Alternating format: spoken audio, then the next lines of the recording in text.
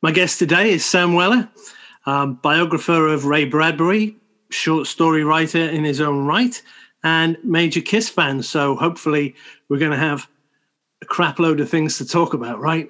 You know, I've never done an interview that crossed the two interests and loves of my life. Well, it's tricky trying to pull them off, and when they come along, you have to grab them with both hands and just dive in, really, because I mean, I'm not the biggest Bradbury fan in the world, but we obviously come from the same swamp, if you like.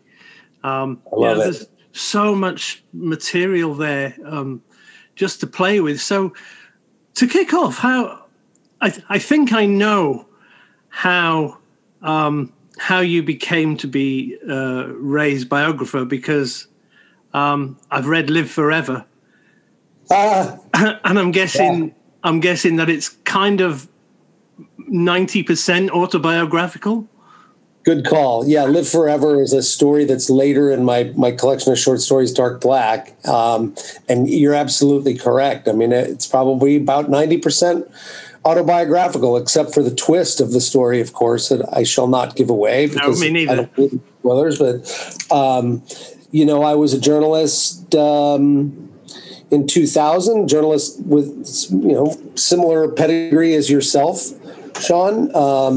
And I know your background as well, and a lot of the things that you've done and written about over the years. And I was writing for the Chicago Tribune in 2000 and went to his house in L.A. to do a profile of him when he turned 80 for his 80th birthday. He was born in Illinois, so it was kind of a natural synergy to do a profile of him upon his 80th birthday for the Chicago Tribune. And so that story is very autobiographical. The one thing that's not in that story is the fact that when I was a baby in my mom's, belly, my dad read Bradbury to her aloud repeatedly. He would read The Illustrated Man, the stories in The Illustrated Man to her when she was pregnant. And I was 8 months, almost 9 months in utero, and encountering the words of Bradbury in utero. Pretty cool. That's weird. Yeah, it is weird. He loved that story. He thought that sounds like a Bradbury story. I mean, did the opportunity come up to do Ray, or did an editor kind of kick about and say, anyone got anything they want to do? And you went, oh, I've got this stupid idea. That's exactly what happened. The second scenario, the editor of the magazine said, who has stories to pitch? And I pitched, I remember 6 stories that day. And I think I wrote 4 of 6 of them were accepted. And one of them was selfishly a profile of Ray Bradbury, just because I had hoped to find a way to interview him and meet him. I mean, that's kind of the dirty secret of being a journalist, is you get to go to concerts and meet people you love and hang out. It turned into 5 books and a graphic novel in 12 years. I didn't know that was going to happen. Did you ever get that? How long ago was it that you started working with him? I met him Memorial Day weekend of 2000, so the end of May in 2000. And within a year, we had fostered this relationship, and he said, let's keep working together. So I proposed the idea of a biography on him, and it morphed into that pretty quickly. The first book came out in April of 2004. It's called The Bradbury Chronicles: The Life of Ray Bradbury.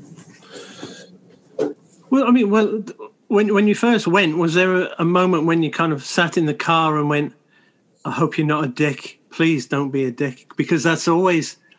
Oh, yeah. 2 or 3 times that's happened to me, and I'm just going to... I can't believe I'm doing this, but please don't spoil my whole life by being that person.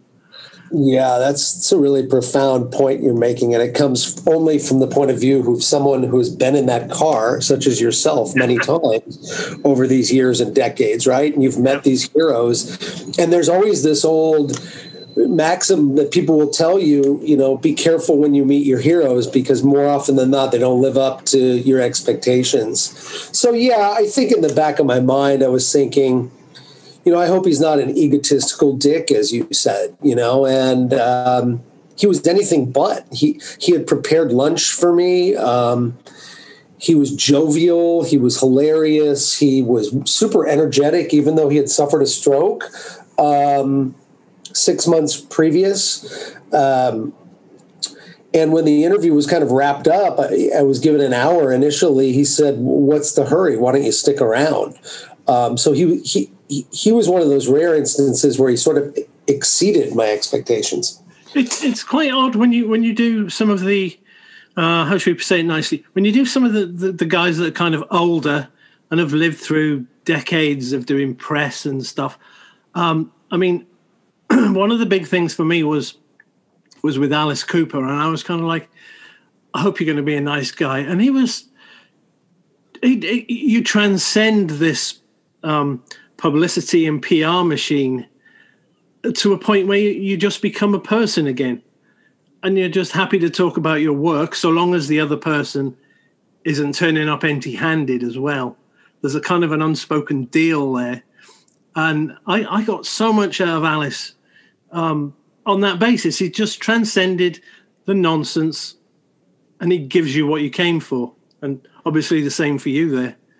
That's really fascinating. And I think some of that, and I'm sure maybe you don't want to admit it, but some of that I think comes down to you, Sean, and maybe you were able to help him transcend the persona and the sort of prepared quotes that so many artists tell journalist after writer after journalist. They've got these sort of stump speeches that they give, the same stories. Tell us about School's Out, yeah. Yeah. And no. I think in order to draw a subject out of that, and you could speak to this, and obviously you did that with Alice, Vincent, as it were, right? Isn't that his real name? Right. And there's so many Kiss connections with Alice, of course, too, going way back, and now up until this autumn with Alice taking Ace Frehley out on tour here in the States. But I think it's a testament to you that you were able to help Alice transcend the media Alice that has turned up for hundreds and thousands of interviews over the decades. I think you just know when somebody turns up, don't you? How it's going to go.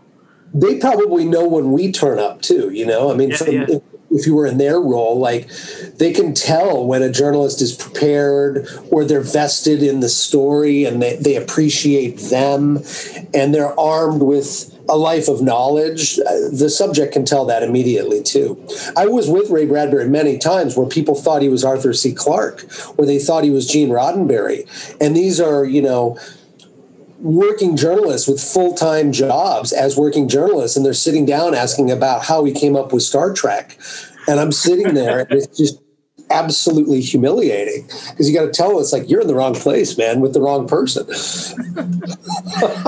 in one instance, what's this, about 2004, I was interviewing, you aware of the band Him over there with Ville?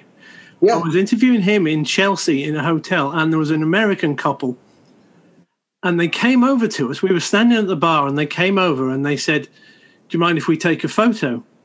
And I said, "Go on, no, sure, knock yourself out." And I moved out of the way, and they were like, "No, not with him, with you." And I couldn't figure out who they thought I was, so I had to ask, and they actually thought I was Paul Stanley, and which I used to play on a fair bit, to be fair, but. I'm noticeably English.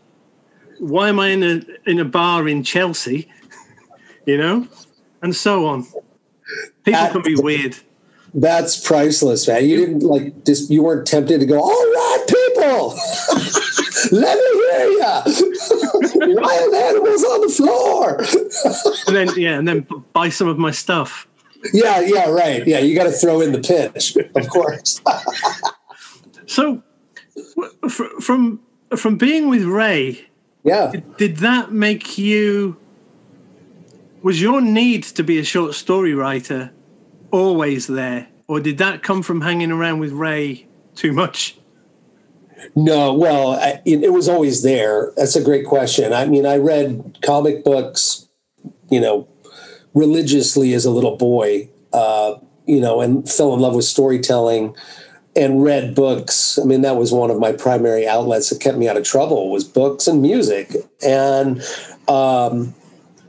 for those of us who have music in our DNA and just love it and live it, it saved our lives. And books did the same thing for me. So I started writing books when I was 11 years old and went off and got my MFA. Actually, I had worked as a journalist for several years in Texas, moved to Chicago and got my MFA and in creative writing, so I could write books. I mean, that was always in the game plan, but the reality of the situation is not that many people make a living writing books, particularly writing short stories, which is a form I love. And I think it's the reason I really love Ray Bradbury is his mastery of the short story form. I mean, he's a master short story writer, and I love that form, but you can't make a living being a short story writer. It's like being a poet making a living. So that was always in the game plan, was to write these books, but journalism got in the way in a beautiful, beautiful way. I love it. And I'm a huge fan of the whole new journalism movement. Truman Capote, Joan Didion, Tom Wolfe, Hunter S. Thompson, all those people, going up to Lester Bangs as a music critic for Cream Magazine and Rolling Stone. I love that stuff as much as I love great fiction writing. So I realized I sort of stumbled into it in kind of building my career, that why can't we do all the things we want to do? Why do we only have to do one thing? And so weirdly, as I met Ray Bradbury, I realized he had the same game plan with his career, unintended game plan, if you will, where he wrote screenplays, he wrote television scripts, theatrical plays, short stories, novels, essays, poetry. He wrote whatever he wanted. And I don't understand how we as writers get cornered into only writing one thing. That's a great point, because, I mean, is it just the way the modern world has made us? Everybody likes something to be in a genre.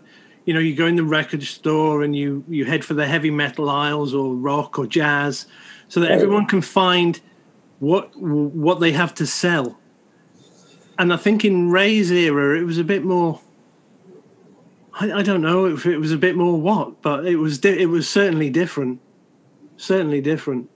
Yeah, I think what you're getting at is very keen observation on popular culture and the crossroads of capitalism, consumerism, and our need to label things so it has a tidy spot in the record shop or the bookstore, so we know where to place it and customers know where to find it.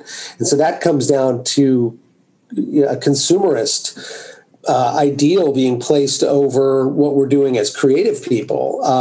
And I think, to your point, there wasn't as much of that sort of capitalistic pressure placed on Ray Bradbury at the beginning of his career in the late 1930s, early 1940s, although he quickly got pigeonholed himself as a pulp writer. He earned sort of his stripes, if you will, as I see you've got some stripes on your arm. He earned his experience as a writer, writing for Weird Tales and detective magazines and science fiction pulp magazines. Did he care? He did. I think he wanted to break free from that and not just... Was in that, I mean, was there still that sort of... I mean, now we may look back fondly at pulp writers. Yeah, I do. But yeah, me too. But back then, it was kind of low. It was deemed as low-level, throwaway trash, really. Yeah. Which, oddly enough, so were Marvel Comics and all the stuff I really love, like Ed McBain.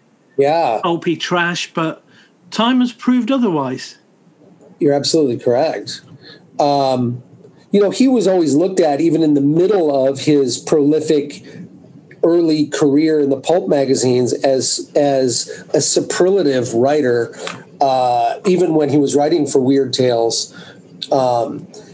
he was looked at and deemed early on the poet of the pulps, because people saw right away that he...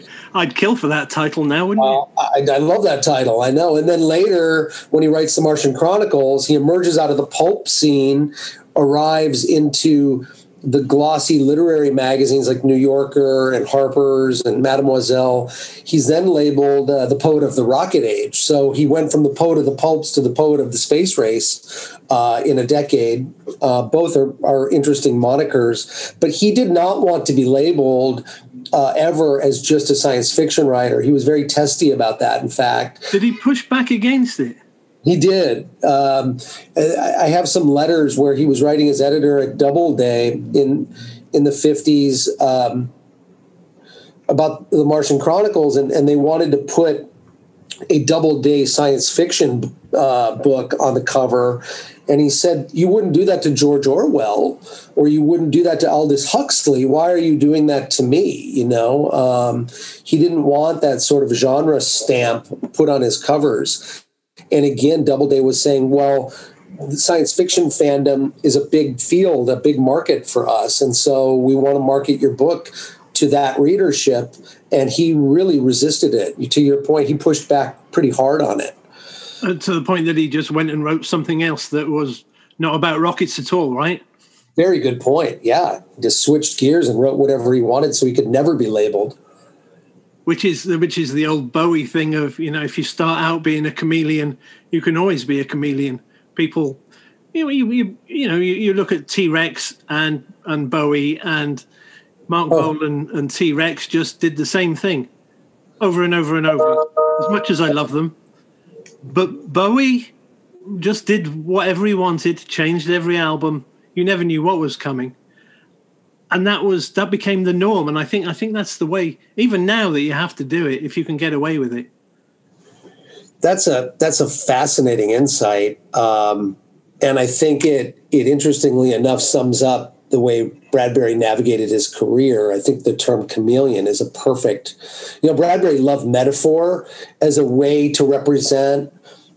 He always looked at the reason Greek and Roman and Egyptian and Norse mythology has lasted as long as it has was that they were parables, allegories, metaphors for larger human truths. And when you use the metaphor of the chameleon for David Bowie, it's also a very apt metaphor for Ray Bradbury.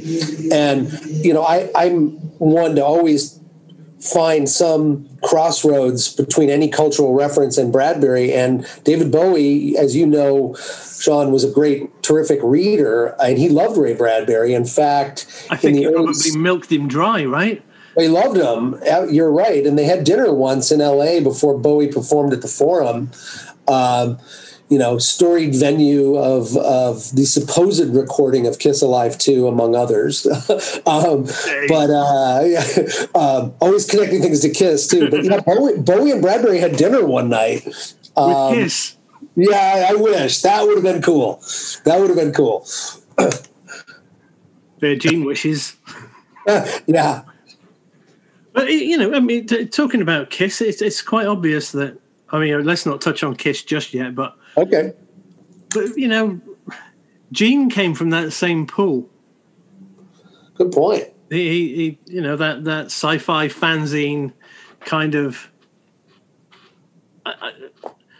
The way Kiss is put forward, they're a hard rock band, but they're still chameleonic. They're very... I love that word. It's good. I think I just made it up. Oh, it's fantastic. I might have to look up. You can have that if you want. Yeah, please. Let's move away from Kiss, because otherwise we'll go deep. Yeah, we'll go down that rabbit hole right away. Yeah. So, your life as a short story writer, do you find the same? Is it difficult to get the book noticed because it's short stories? Yeah, your publisher is quite niche too, isn't it? Yeah, my publisher is an art book house out of Los Angeles. I'll grab the book on my shelf if I have it up here. And this is they have a new imprint of short stories essays and poetry. They want to publish what the big New York houses don't want to touch, and that's marginalized works of literature, poetry, short stories, and essays. And they want every book to have a sort of art book quality to it. So end papers, illustration. It's fantastic looking. It's a great story. Thanks, man. I mean, I'm really proud of it. So yeah, they're very much a niche publisher. And I think to your question, yeah, I mean, it's hard to get a collection. It's hard to get any book noticed because it's the market is so saturated. Unless you're Stephen King and you've got this huge name going into the game. When I went to my agent, who I've been with for 20 years, and she said, "What are you working on?" And I said, "I've got a collection of short stories. I'm done with it." To her credit, she was, "Okay, great. I'll take it out and shop it." But I knew that she wasn't particularly excited because you're not going to ever get a windfall of cash for a short story collection. I think if you're going to follow the paradigm of the publishing world, they always tell you to write a novel first and follow it up with a short story collection because you've built this readership through the novel. But again, I didn't really care because I want to create for the sake of creating, not for any other purpose. And like I said earlier to you, I love the short story form. It's a really particularly challenging form to write in, the same way magazine writing is. You have to really craft something very, very meticulously to have a beginning, middle, and end, a payoff, description, a plot with a compelling story and themes, and have some sort of emotional truth emerge from all of that in 3,000 or 4,000 words is incredibly challenging, the same way it is when we write magazine stories. It's I think it's certainly an art, and I think I got away lucky because I've always been an editor. I've always looked at the task at hand, and even though you're responsible for the whole magazine, you have staff, but you kind of look at it and go, I don't want to do any of those things, so I'll just make something up of my own and go and do that. Because if you've not got a vested interest in it, you're just going to be phoning it in. Exactly, and that's not for me. That's not. No, me either. I was a staff writer for a trade magazine at the beginning of my career, and I did a lot of stories that I just was not into. I did because it was my paycheck. And while the freelance world is, as you know, incredibly, challenging to try to cobble a living together, you're always writing something you're interested in. You're always writing from your heart. And to me, that's also payment because you're doing what you love. And it sounds like such a cliche, but that was Bradbury's life mantra is do what you love and love what you do. And he said, everything else will solve itself if you follow that prescription. I guess that kind of brings us round to find what you love and let it kill you, right? Yeah, I love that. I love that. That's not me. I'm curious about your own experiences. Where do you see music magazines going with print publications continuing to decline? You worked for Burn, right? For which I love that magazine. Will it become increasingly digital, or will print find its niche like vinyl has found its niche with audiophiles? I genuinely think, having come off the back of, 11 years with Skin Deep, we were huge once upon a time, and over the last 3-4 years, you could see it kind of being a bit shaky, but I don't see a future for any magazine, right? Unless you are GQ, Esquire, Vanity Fair, Cosmopolitan.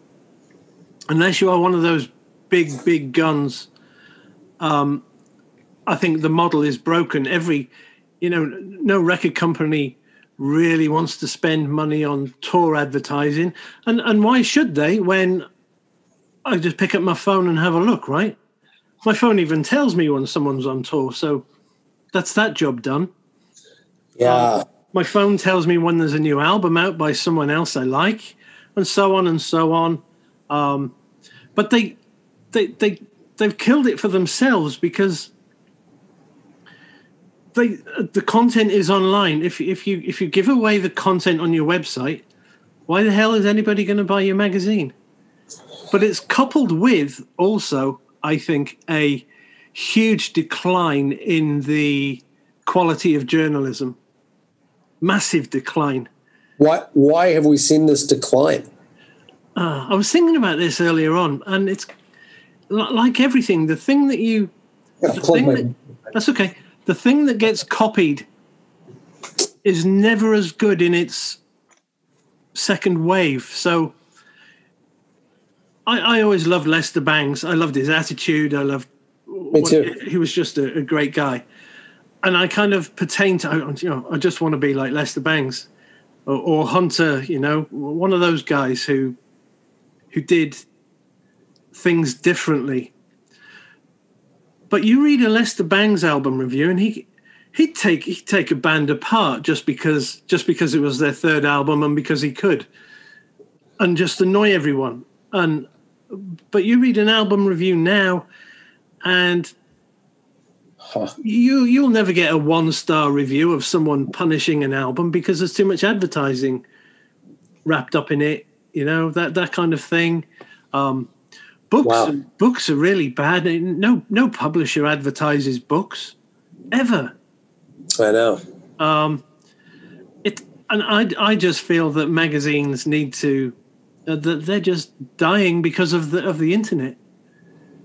And to a certain point, books are too, but not quite so much. Right. Music is probably as a commercial venture. Music is on the ropes. Yeah. Not music. Rock and roll isn't dead, but commercially, for record companies making shit tons of money like they always did, I don't think that's coming back. No, the A&R guy with a massive expense account is over. But it's tricky, and it's easy for me to say from the outside, because I'm not the publisher. I'm not the publisher with 240 global staff expecting to get paid who have got families and so on, and you're trying to prop up the collapsing tower. I understand it from that, but I also hate it because these are the things I loved. I don't know about the US, but like over here, it must be 30 years since I've seen a cartoon on TV. Yeah, that's tragic. No Tom and Jerry, no Woody Woodpecker, nothing to replace those things. My kids don't even know what they are. Well, they do now because I made them sit down. Right. It is funny.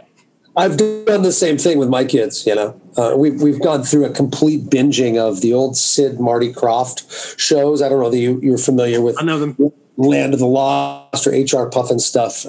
And of course we've done all the Hanna-Barbera Scooby-Doo stuff. And you're right, none of that is on television anymore. But people said 5-7 years ago that vinyl was on life support, and now vinyl is selling more than it's found its niche. And you don't think that there's a chance that magazines could find a small piece of the pie? I truly think that the new model. There was a magazine here called, what was it called? I'll come back to that. There's a magazine here that is a rock mag, kind of like classic rock. It deals in classic rock. Oh. It's called Outlaw, Always Outlaw. And they got a little bit hammered by COVID coming along.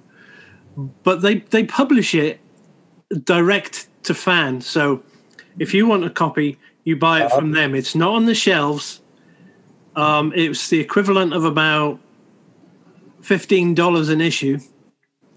But it was only 4 times a year. Wow. Which was okay. And I loved it because it was from you to me. Yeah. It was beautifully put together. And I think that's the model. The problem is how do you make that model work, If Stephen King wrote a story, which I know he did back in 20 years ago, but if he wrote a story now posted it on his website and said, you can have this for $5. That's a great, and $5 from me straight into Stephen King's pocket. It's the perfect example, but I don't think he'd do it. I asked Neil Gaiman once if he'd do it, and he said no as well. Why? I don't know. I guess maybe the internet's moved on enough now for it to be possible. But here we are, both me and you as writers, and we're not doing it either. Yeah, although the book that you mentioned earlier, we've really pushed this direct from the publisher. I mean, you can order it, of course, on Amazon, but Amazon takes such a tremendous cut of of the whole thing that the publisher basically breaks even if they sell a book on Amazon. Yeah. And so cutting the whole middle people out of the process, all the distributors, the wholesalers, all that stuff. And as you're saying, paying the $5 direct to the artist, or in this case, pay the money direct to the publisher. They send it to you immediately. You get it as quickly as you would from Amazon. But yet all those people with their grubby fingers in the cake are removed from the scenario. But how do you reach that audience to let them know this is where you order it from? Exactly. And again, you have to, it's a challenge. I do think that's the model that people are going to continue to figure out, is that direct to consumer, whether you're a musician or whether you're a writer or a publisher of a magazine, direct to consumer is the way to cobble some form of a living together. And it's immensely possible right now too. Yeah.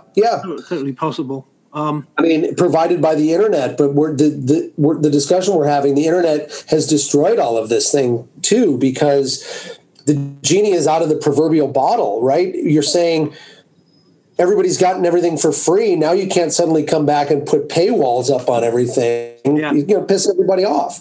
Yeah. So the internet has wrecked the landscape. Spotify has decimated music artists. They're not getting paid. But at the same time, it is a vehicle for us to market and distribute our work direct to consumer and cut out all these people. So there's great benefits to the internet and great sorrow from the internet to me. But that's how I met you, right? Sure, yeah. The weird thing is, if you could, let's take your book, and let's say that you decided to publish one story out of it a week, and you would charge your people that wanted to read it $5 a month. Okay, so right. let's say 1,000 people right thought this was a great idea, and let me do some quick maths. So so that would be $5,000, right? Which is probably more than you'll see from the book. Oh yeah, definitely. By quite some margin. Absolutely. So that is a good model. At which point, 1,000 people out of, what have we got, 70 billion on the planet is nothing. 7 billion, sorry, something like that. Yeah, 7 billion. But it's a very, even 1,000 people probably live in your street. Yeah. So the model that feeds you that $5,000 a month is great, and yet still nobody can know who you are. Isn't that amazing? But it's fine because you can feed your family and pay the bills and continue to create. Yeah, and I think that has to be the way it goes. I just can't figure it out for myself. I think we're deducing something. We're getting somewhere. And I think that, while you're right, I think on a mainstream distributed level, magazines are dead. But to your point, I do think there will be niche magazines that are made of immense quality, beautiful publications that for that tiny portion of people who still care about long form journalism, great writing, great layout, photographs, you'll get your 1,000 people. To pay your $5 or your $15, as it were, with Outlaw, as you said. Yeah, the problem with magazines is there are so many. If you did this is UK figures. If you had a 100-page magazine, and you wanted to print 3,000 copies of it, it would cost you as much to print 3,000 as it would to print 10,000. Right. And it's still going to be about £4,000, so about $4,500. Who's got that money kicking about to take a chance with one issue? Just like nobody. So you need backing, and then you enter the big publishing domain again. So very tricky. I am speaking to you from downtown Chicago right now, and the magazine in 1954 was started here in Chicago by Hugh Hefner, right? And I interviewed him for my first book on Ray Bradbury because he published Fahrenheit 451, Bradbury's very famous dystopian novel. He published not just a portion of Fahrenheit, he published the whole damn novel in the second, third, and fourth issues of Playboy. And he told me that when he launched Playboy magazine, he only had enough money to produce one issue. And there's a reason that there's no date on that first issue. He removed there's no month, there's no year on it because he didn't want people at newsstands and in bookstores to remove it. And if it's not dated, they would leave it on there. And he said, I needed to sell out of that print run in order to pay for the second issue. And so, even someone of that stature who went on to be a magnate, went through the exact same thing we're talking about. I mean, we've kind of gone down into a rabbit hole of magazines, but it connects certainly to Ray Bradbury because how he started his career. Yeah. And it also connects to the other subject we want to talk about because when you were a kid and I was a kid, we followed rock and roll a lot through magazines. There was no internet. No. And I guess a lot of my musical education came from the schoolyard. Yeah. Being as we're heading that way, the first time when I was very small, my favorite band was ABBA. Love ABBA. Me too. Great. I think they're the best songwriters ever to walk the face of the planet, probably. I would agree. I might put Lennon and McCartney up there with them, and I'm a huge Brian Wilson fan, and I admire the Bee Gees greatly as well in terms of this sort of pop songcraft. I love it's ABBA. Funny as a rock and roller to sit there and go, yeah, I think ABBA, I think Benny and Bjorn are the best, and people go, huh? But ABBA was my thing, and then one day on the Muppet Show, I happened to see Alice Cooper doing he must have released Welcome to My Nightmare. And there's a sequence of him he does Nightmare and I Never Cry. And I can't remember what the other song is. Could well be School's Out, actually. But it's that sequence. And I remember sitting there totally captivated by who this person was who kind of wore makeup and had a girl's name. I must have been 77. I was about 10, 11, just before I went up to high school. And that captivated me. And I managed to get a hold of an album on cassette. And I played it and I played it and I played it. But I didn't, because like you did back then, you weren't aware of what came before at all. All I knew of Alice was this thing that was on the Muppet Show. Incredible. But within 12 months, and this is odd as well, there was a part of a Kiss on the Road documentary screened on Sesame Street. Because I have younger brothers and sisters, so I didn't watch Sesame Street and the Muppets regularly, but it was on. So there was this. All right. Cool. Was this partial Kiss thing, and I'm like, I remember looking at it and going, "That's so dumb and so, like, why would anybody want to be interested in that?" I remember having that thought, but then as I moved into high school and like started meeting friends who had older brothers, then it all came crashing in on me with a huge weight. And so that was 1979, 1980. And I have been in the Kiss corner ever since. What's that? That's like 40 years. Yeah. just from watching some Jim Henson shows. That is a fantastic origin story. But it's the same as the Ray Bradbury one in putting his work into Playboy. You put things into things that don't fit and other people see them, right? That's how it should work. Yeah.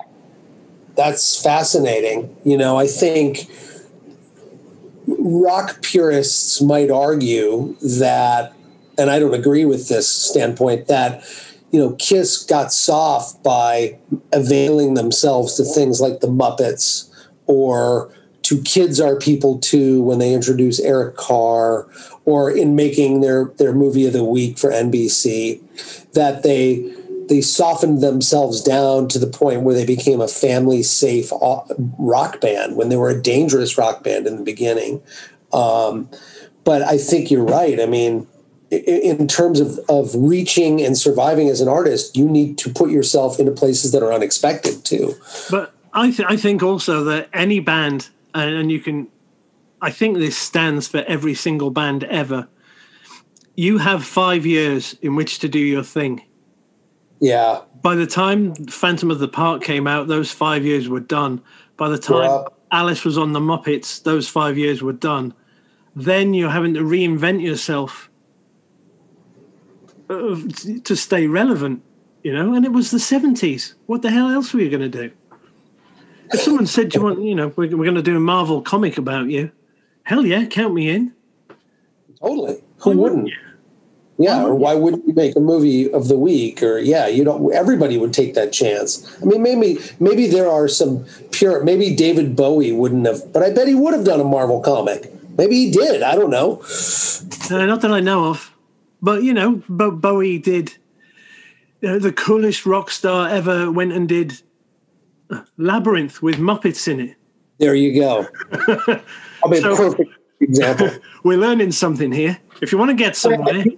And the other thing is that the Muppets are cool. I mean, we've now come back to the point where you can really see a seismic groundswell of love for Jim Henson and the Muppets. It's occurring right now underneath our feet. And I don't know, there's the fact that Generation X is in positions of production and power, but I think there's mad appreciation for the Muppets. I don't know whether you had Mr. Rogers over in UK.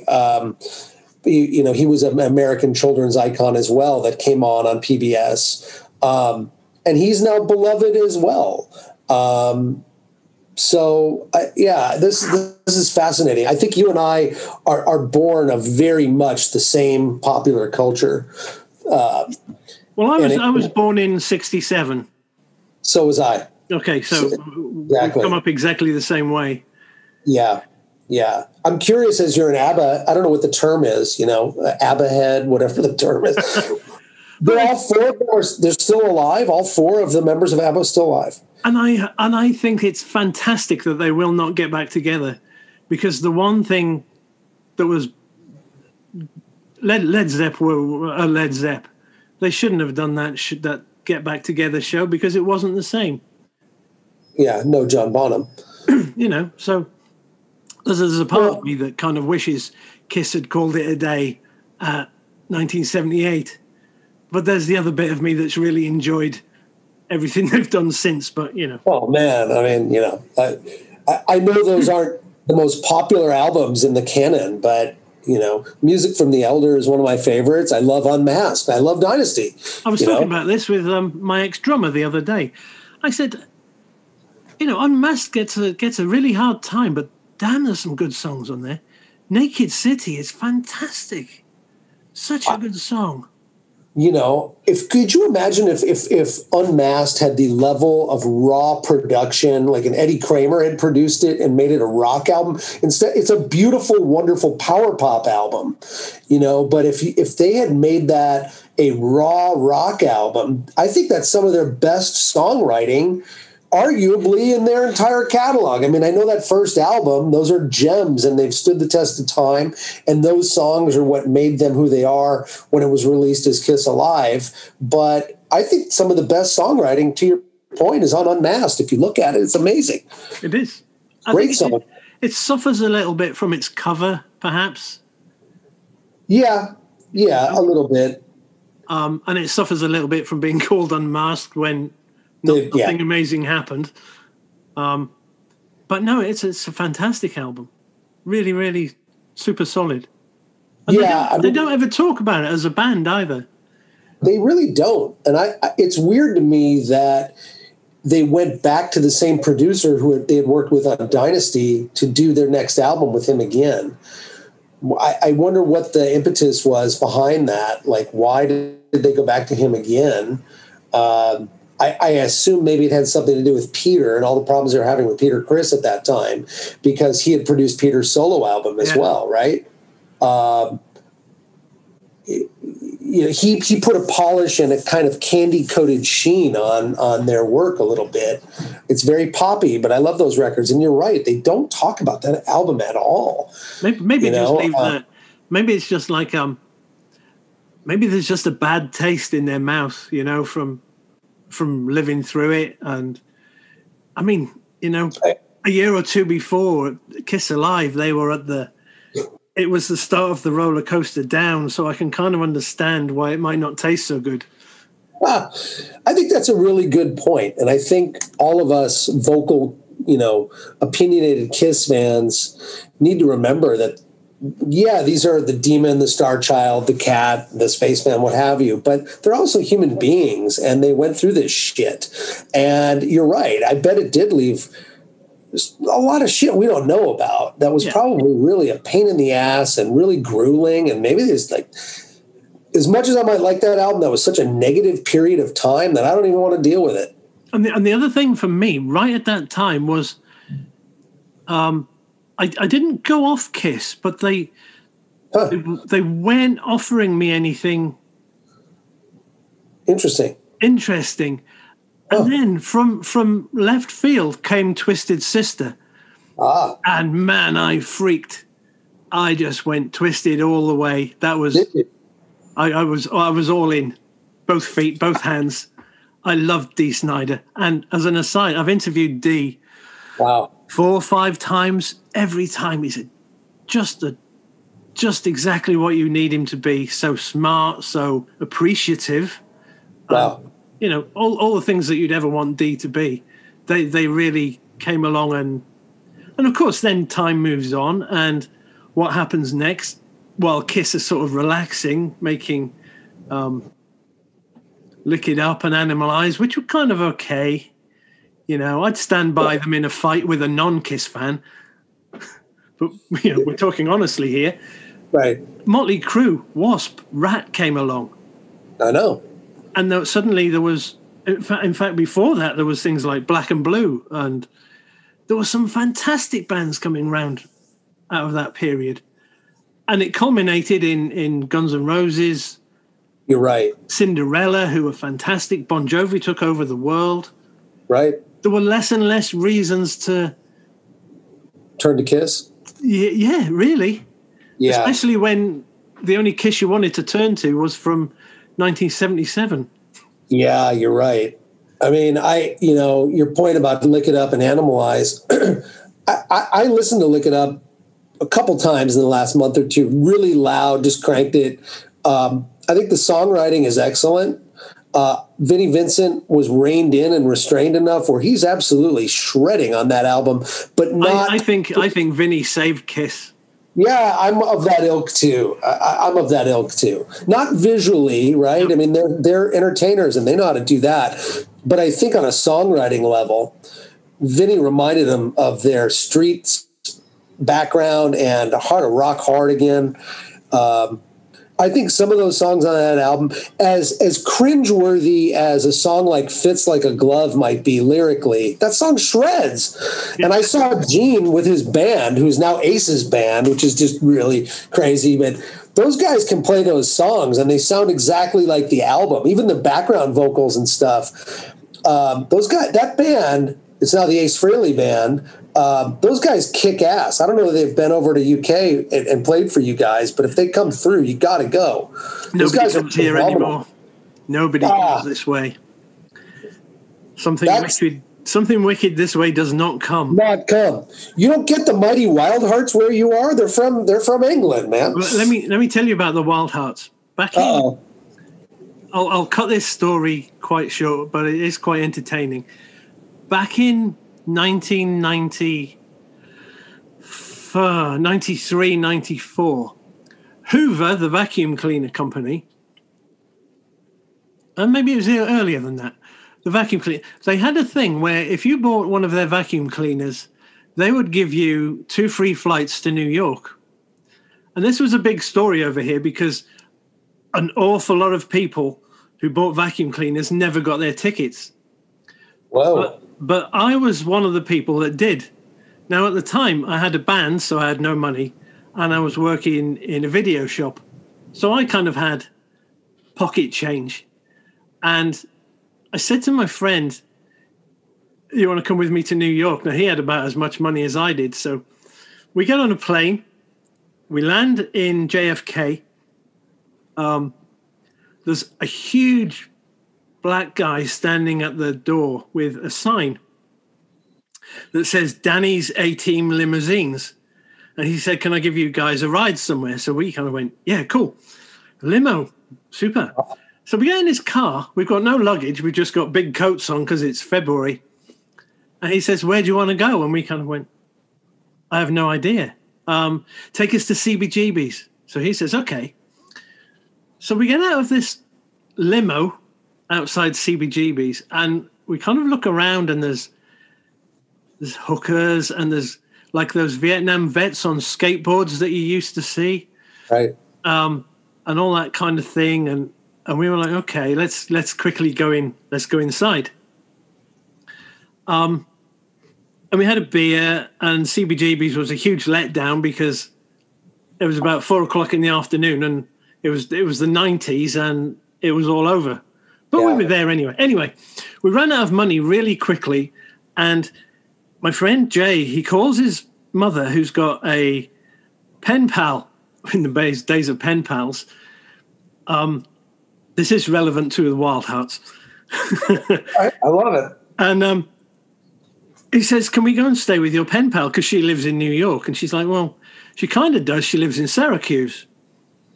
So we're like, okay, well, we'll go there if you can set it up. So we go on an Amtrak. And of course, being from the UK, you kind of get used to distance being very small. So, a train from Manhattan to Syracuse is what? Some hours? Many hours, yeah, several hours. 6, 7 maybe? Yeah. I can't remember. It was an overnight thing. we get off the train at 4 a.m. with no money.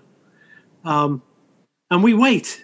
We just wait until someone might come and pick us up, which was really, really stupid. Anyway, we end up staying with his mother's pen pal in Syracuse. And we said, after about 4 days of being snowed in, there must be something to do around here. And they went, oh, there's this club called the Lost Horizon. It's a rock club. And we're in. So at the time, we're both glam rockers. So we've got eyeliner, we've got, the hair and all the rest of it. And they drop us off at this Lost Horizon club, which is full of lumberjacks. And we're like, uh-oh, this could go badly wrong. But everyone was wonderful. Like, hey, 2 guys from England.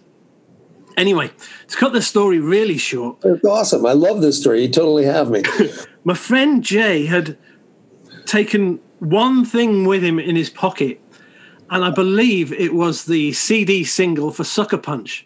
Ah. And he goes over to the DJ and he says, I want this to be the first time the Wild Hearts get played in New York. Now, whether it was or not is beside the point, but he'd carried this CD with him so far.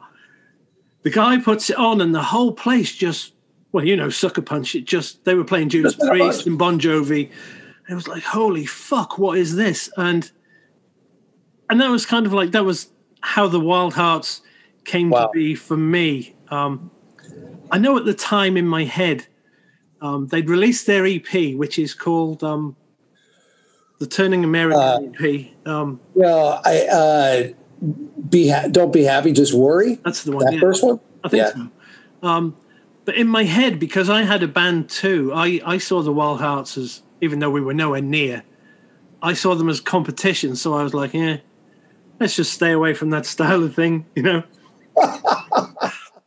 But the Wild Hearts are just a fantastic band. Ginger was good enough to write a few articles for me in my first magazine that I published myself. Wow. I was talking to my ex-drummer earlier on this evening. In a spin-off band that he had, they played My Baby Is a Head Fuck in a bar somewhere. Love that song. Danny was there in the crowd. Wow. And he said we murdered it, but he was very nice about it. So the Wild Hearts are very much a band of the people.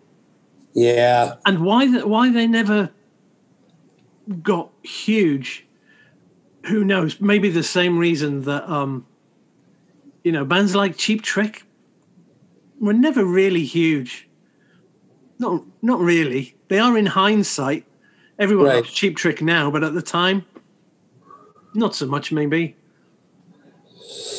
Yeah, it never translated necessarily to album sales, but I think the legend of the Wild Hearts, now that they're kind of back together in their classic incarnation, I think, they'll always be able to tour, at least in UK and neighboring countries. I mean, Ginger gave me a blurb in this book. I don't know if you saw it, but Ginger did see it. Book, which brings me nicely, coming right round back to David Walls.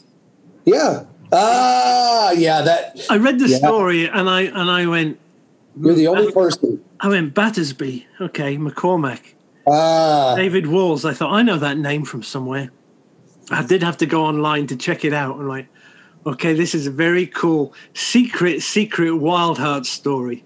That's a story called Guided by Demons, about a guy who claims to write an album with a ghost of a dead rock star. So he writes a record with a legend. It's almost like if you were to write an album with Johnny Cash or someone like that, But throughout this entire book, there are Easter eggs buried for people. I mean, they're throughout the whole book.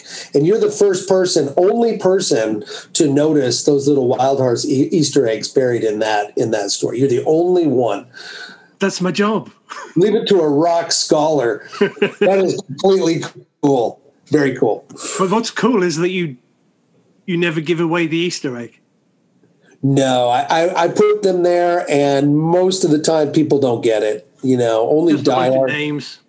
Yeah, but you have to name ancillary characters something, so why not but there's other Easter eggs through the book too, not just names of characters. And occasionally people will come up to me and say, hey, I know what you were doing with that little part of that story. One person will get it. And to me, that's fun. I think it's an additional little payoff when you're being creative, is to bury something in there for somebody down the way who will get it. See, what I really loved about the book, the stories aside, is that you write like I do, in which you'll go, a few paragraphs. Oh, this is the plot. This is the plot. This is the plot. And then, back when we were kids, we read the first ever Hardy Boys story, and I looked at that and I laughed, and I'm like, man, I spent years reading the Hardy Boys. I did too, man. Absolutely years. They were unshakable. Me too. And I went and looked online. Wow, how many stories? There are way more than I ever believed. Oh yeah, well they've got. I mean, I think it continues. But when we were kids, those books were into the 70 or 80 books. Even when you and I were youngsters, there were at least 70 or 80 Hardy Boys books. Nancy Drew, Bobbsey Twins, all of those. And again, I really loved, I don't know what editions of the Hardy Boys you read, what they had over where you are, but those painted covers, I don't know that you had the same ones I did, but these sort of, they look like pulp paintings. In fact, they were done by a very famous pulp artist by the name of Rudy Nappy, who passed away tragically just a couple years ago.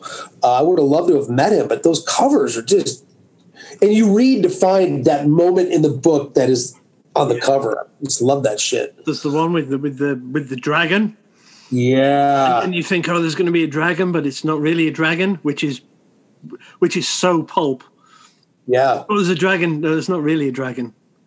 Oh, right. There's a snake around a woman's neck. That's not really what happens, but who cares? Right. Yeah, I You love like that. Kiss? Yeah, we are, man. We should just brought beers to this conversation because I think the two of us could sit all day and fucking talk. Yeah, no, I mean, but what's great about that is, is that somebody may go away and discover something new. And that's how I like to write. You just drop little things in if you choose to pick up on them. Wonderful. I'm right with you. And I think that as we kind of got into journalism and magazines there for a while, I think that I would rather trust the intelligence of my audience and put things in there that you don't have to explain every damn little thing and bog the story down with context. And trust that as long as the story makes sense to them, maybe they'll hit upon something and go research something further on their own. And always rely and aim up with what you write, as opposed to, as we've heard for years, particularly daily newspapers always wrote down. At least that's always been the urban legend, is that newspapers have been crafted for like a 5th grade reading level. And I would much rather aim much loftier and trust in the intelligence of readers to figure it out than to write down. That's boring to me. It's maybe that's what I was trying to say earlier on about the standard just dropping. Maybe now we're saturated with online news stories that are created at 9 a.m. and published at 9:30 a.m. without a thought for what's really going on. That's what you're fed, and you become what you're fed. You're right. And people are getting fed so much trash, and they're only going to the trash heap that speaks to their own existent ethos, and that's why we're seeing such a polarized political landscape. People who are pro Brexit or whatever are only going to news that speaks to them, as opposed to inundating from multiple directions and educating themselves. And I think the media situation is decimating and contributing to the decline of our species. Yeah, I mean, it's what Joe Rogan calls the echo chamber. Totally. You just go somewhere where everybody agrees with you. Yeah. So your chances of finding out what the first Hardy Boys book was called are nil. And so on. You mentioned Lester Bangs earlier. So I'm a college professor, and across the hall, Lester Bangs, biographer, teaches here. His office is right across the hallway. His name is Jim DeRogatis. He's got a great podcast called Sound Opinions. Yeah, but I feel another podcast guest coming on here. Oh, he would love it. Really? But here's the point, that the thing I do love about an academic setting is that it's not a vacuum. We're not living in an echo chamber. Jim despises Kiss, and so he knows I love Kiss, and he's like, I wrote that piece in Pop Matters a month ago about my life through Kiss, and he read it and he said, that was an absolutely wonderful piece, but you're still wrong about the boys. And we could have an intellectual discussion, and I respect his opinion and understand why he despises Kiss. He's like, even I hate though he's Kiss. Wrong. He's totally wrong, and fuck him. But I think you've got your next podcast. Yeah? I mean, he's not here today, or I'd open the door and knock on it. No, it's a strange world that we're all kind of just struggling to operate in. Yeah. Oh, totally, man. As a creative, I mean, so many people are creative now. I'm not saying they're all good. Yeah. But everybody seems to have a thing going, right? That's true. Although I don't think that's a bad thing. I think creative people think outside the box and tend to be more empathetic. I think being creative makes you a bit more empathetic, where it should make you more empathetic to the world. They say people who read fiction increases your empathy to other people and your understanding of the way other people live. So while it's frustrating that everybody is writing a book, everybody is in a band. Yeah. For those of us who have worked our arses off, as you say over there, it's frustrating that everybody thinks they're a novelist or a magazine publisher or a glam rocker or what have you. For those of us who have worked hard. But the flip side of it is I like creative people, people who are legitimately creative and working hard at their passion. I like that. But you can spot the ones that it's a Bukowski thing, isn't it? You can spot the ones who are being creative because they want to be successful at being creative, rather than it being something they have to do or they might die. Yeah, there's absolutely. a huge difference. Oh, massive difference. Totally. You and I are sitting here talking about all these things we love, and writing and Kiss and Ray Bradbury and all these things, not for any other reason than just because we connect over this stuff as human beings. We're here for that sole reason, and that's the right reason in my opinion. I think so. And I think Neil Gaiman's probably totally the next Bradbury. Yep. I don't see anyone coming up behind Gaiman. No, and I know Neil. He contributed a story to a book I did that won the Bram Stoker Award in 2012. And I interviewed Neil a year ago for a literary festival in Bath, England. We were supposed to be there in person, and then, of course, COVID descended and fucked everything up. But so Neil and I did it. You can find it on YouTube. And he is a generous, giving, kind-hearted, patient. He must get inundated all day long at the stature he is by requests. And he's just giving and kind. And I've told him again and again that if there is a gatekeeper to October Country, which is this sort of milieu that Ray Bradbury created. That was Ray Bradbury's Twilight Zone. If there's a gatekeeper to the October Country, it's Neil Gaiman. Even perhaps more than it is Stephen King, because Stephen King now is more driving, I think, towards the end of his career. Gaiman still has good decades in front of him. I think he inherits the lantern to shine across the landscape of October Country, waiting for the dark carnival to lumber in and set up. But there'll never be another Ray Bradbury. The way he wrote, no one can write like that. People can try. Just like there won't be another Bukowski. People can try. There's a lot of acolytes. There's a lot of Lester Bangsian writing out there, but there's only one. And you pick a paragraph up of Bradbury and you know right away that he wrote that. Yeah. It's just. I mean, for a little while, quite a long while, I thought Clive Barker might be the killer. Yeah. But it kind of, I don't know what happened. Distracted by movies, painting. Clive Barker is just the best writer. It's fantastic. Time, but it just went a little bit strange. I think that probably happens to a lot of artists. Yeah, you would know. Like it probably happened to Alice Cooper. I mean, many times. I think it happened to Bradbury, actually. He was wooed away. He started writing Hollywood scripts. He wrote Moby Dick, 1956. Yeah, I didn't know that. He wrote the script for John Huston. It came out in 1956. Then he was inundated with a lot of screenplay offers. Then he wrote a few episodes of The Twilight Zone. Only one of them was made. He wrote several episodes to Alfred Hitchcock's television show. Then he fell in love with theater and was producing plays in LA. And I think all of that distraction, as great as it may have been, took him away from being productive as a book writer, where we could have more books on our shelf. We'd have a lot more Bradbury, even though there's a ton already out there. I think if you look at the 70s and 80s, there would be a lot more Bradbury had he not been wooed away by so much of this. And this. But was that the security of money? Yeah, initially that allows him to do whatever he wanted later. That's a great question. If he were here right now, he'd say, no, you must never do anything for money. He always said that. But when he wrote Moby Dick, he had 2 daughters. He had a wife. He had a mortgage. Yeah, we get it, right?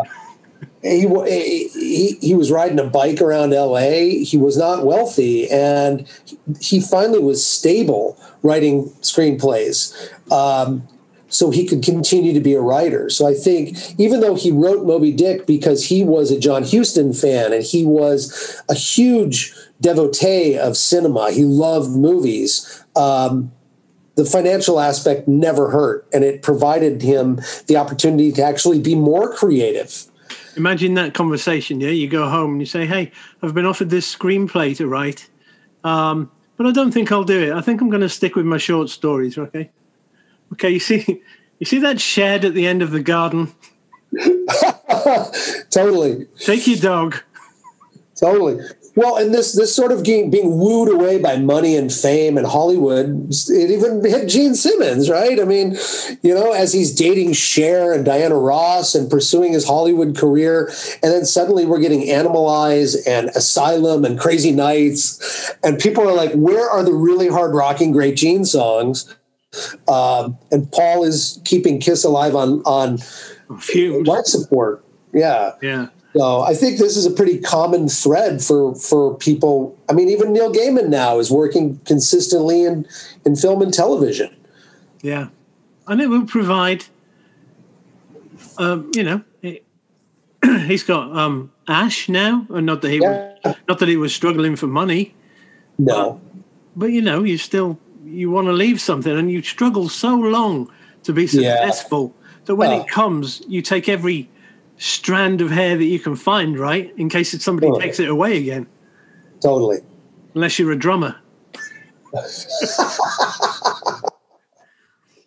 Peter Chris on the drums. Yesterday was Eric Carr's birthday. You know that, right? I saw, yeah. I mean, when you look at Kiss, you never think of the death that followed. Great point. No one ever mentions Mark St. John was a great guitarist. Totally forgotten. Totally forgotten. Maybe it was just too brief. Yeah. But yeah, I don't know. The whole Kiss thing's weird, isn't it? As Kiss fans, you can argue amongst yourselves, but as soon as an outsider comes in, you're kind of like, no, everything they ever did was awesome. But when you're with another Kiss fan, you're kind of like, maybe that wasn't so good, Yeah. Tommy is no ace, but have you watched the new documentary? I did, yeah. I enjoyed it immensely. I mean, me too. It was very well done, and I felt that Gene and Paul came off surprisingly with some humility. Especially Gene. Totally. I think they're really reflecting on their legacy now, and that they're truly kind of winding down. Yeah. I went to the End of the Road. I saw them in March of 2019. It was a fantastic show. It was fantastic. They are still really exceptional showmen. And Tommy, as you said, is no ace. But I think at this point of their career, they want somebody who they know is going to be on stage tonight in costume, in makeup, and they're not waiting for them to arrive, or they're not going to stumble in. And I think they just are probably exhausted from that shit. And the other strange thing is Eric Singer is probably the best drummer in the world right now, and he doesn't get credit because he's in Kiss. Wow, that's my honest opinion. That's a huge statement. Well, who else is better than Eric Singer right now? It's a very good point. I've always, this gets really into the weeds of Kissdom, but I love Anton Fig. I mean, I think that guy is just an exceptional drummer. Yep. Eric Singer is insane, but I think he reels it in for Kiss. I think he contains it, and you don't. I think when they were doing things like Revenge, he was allowed to be Eric Singer. Now he's paying homage to the legacy more, and it's more reined in. Agreed. He's a great drummer. He is. What else can we talk about? We've covered it all. Dude, fantastic. Or have we? I love it. No, I could talk to you all day. You're a really cool dude. We should do it again. Would love it, man. Anytime. And I'll connect you to my office mate, Jim. Who else you got there? Well, we had Audrey Niffenegger for a while. She wrote Time Traveler's Wife, but she got so rich, speaking of Hollywood, that she got the hell out of here, So, but That's a good book. Yeah, it is. That was a strange book for me to pick up. It was kind of like, okay, that looks interesting. And it was kind of all over the place. And the movie is awful. Yeah. The movie takes away everything from the book. Is so intense, and the movie just kind of whitewashes it a bit. But the book is excellent. Yeah, Bradbury and I had this discussion though. How many movies? How many books can you name that the movie was better?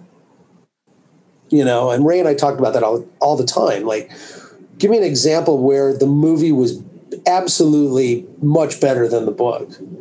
Yeah. Like Jaws. Well, that just came to my mind, but I love Jaws, the book. Peter Benchley's a great writer. He followed it up with, what did he have? The Deep and the Island? Yep. Two, probably both books are better than Jaws, to be honest. Great books. Bradbury maintained that Wizard of Oz was probably better, but he loved the books by L. Frank Baum. As a child, he loved those books. So there's not many examples where you can find that the movie is absolutely superior to the book. There's not many examples. Yeah. No. We could Shawshank Redemption. I don't, it was a novella by Stephen King. Maybe Stand By Me, but that's using the same rules. Yeah. Same book, too. Yeah. Wow. Man, Stephen King was good. Amazing. So, yeah, let's do this again. Yeah, let's. Thank you for your time. It's been wonderful. Thank you for your time. Fantastic conversation. And we'll catch up when there's something to talk about. Please do. Keep on keeping on, my friend.